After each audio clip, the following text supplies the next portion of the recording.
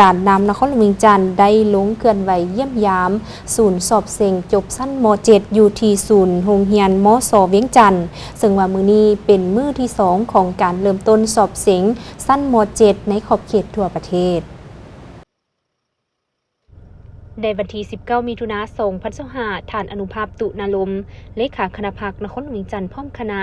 ลงเคลื่อนไหวติดตามสุขยูการสอบเสียงจบสั้นม .7 ของน้องนักเรียนที่ศูนย์สอบเสียงมส.เวียงจันทร์โดยการต้อนรับของท่านสมพร สอนดาราหัวหน้าแผนกศึกษาธิการและกีฬานครหลวงเวียงจันทร์มีเจ้าเมืองจันทบุรีผู้อำนวยการโรงเรียนมส.เวียงจันทร์พร้อมโดยครูอาจารย์คณะกรรมการรับผิดชอบย้ำห้องสอบเสียงเข้าร่วม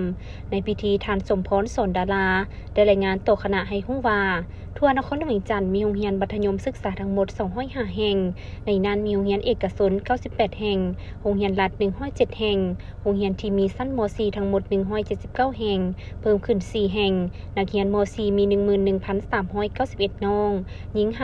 5,988 น้องและโรงเรียนที่มีชั้นม .7 มี118แห่งเพิ่มขึ้น4แห่งมีนักเรียนทั้งหมด 9,164 น้องหญิง 4,757 น้องในนี้วิชาสอบเสียงสำหรับสั้นม .4 เสียง5วิชาคือคณิตศาสตร์ภาษาวรรณคดีวิทยาศาสตร์ธรรมศาสตร์วิทยาศาสตร์สังคมและภาษาอังกฤษสั้นม .7 สอบเสียง5วิชาคือคณิตศาสตร์ภาษาวรรณคดีกลุ่มวิทยาศาสตร์ธรรมศาสตร์ฟิสิกส์เคมีชีวศาสตร์กลุ่มวิทยาศาสตร์สังคมภูมิศาสตร์ประวัติศาสตร์ศึกษาพลเมืองและภาษาอังกฤษสถานที่สอบเสียงและกรรมการรับผิดชอบสั้นม .4 จัดเป็น29ศูนย์สอบเสียงมีนักสอบเสียง 11,921 น้องหญิง 5,988 น้องห้องสอบเสียง558ห้องเฉลี่ยจำนวนนักสอบเสียงห้องละ25น้องแต่ละห้องนั่งโต๊ะละ1คนกรรมการยามห้อง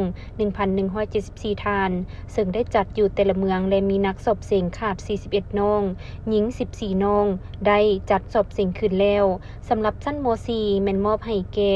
ห้องการศึกษาธิการและกีฬาเมืองเป็นผู้จัดตั้งและดำเนินการสอบเสียงนับแต่การขึ้นแผนต่างๆดำเนินการสอบเสียงและการตัดสินผลของการสอบเสียงทั้งหมด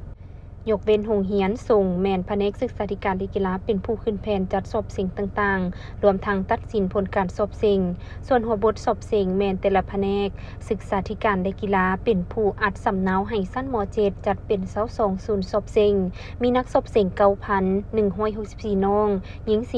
4,755 น้องห้องสอบเสียง446ห้องเฉลี่ยห้องละ21-25น้องแต่ละห้องนั่งโต๊ะละ1น้องกรรมการยามห้องทั้งหมด 1,231 ทานซึ่งจัดอยู่แต่ละเมืองและมฮอดปัจจุบันมีนักสอบเสียงขาด19น้องหญิง4น้องเหตุผลบ่สบายไปต่างประเทศนำครอบครัวเกิดอุบัติเหตุและเสียชีวิต2น้องเฉพาะอยู่ศูนย์มส.เวียงจันทร์แห่งนี้มีนักสอบเสียงทั้งหมด 1,302 น้องหญิง732น้องมาจากโรงเรียนอ้อมข้าง9แห่งมีนักสอบเสียง65ห้องมีคณะกรรมการย้ำห้องสอบเสียง138ทานหญิง87ทานมีนักสอบเสียงขาด2น้องเหตุผลผู้นึงไปต่างประเทศนำครอบครัวผู้ที่2ยุ่งยากทางด้านครอบครัวนอกจากนี้ยังมีเจ้าหน้าที่ป้องกัน3ทานและแพทย์หมอประจำศูนย์สอบเสียง2ทาน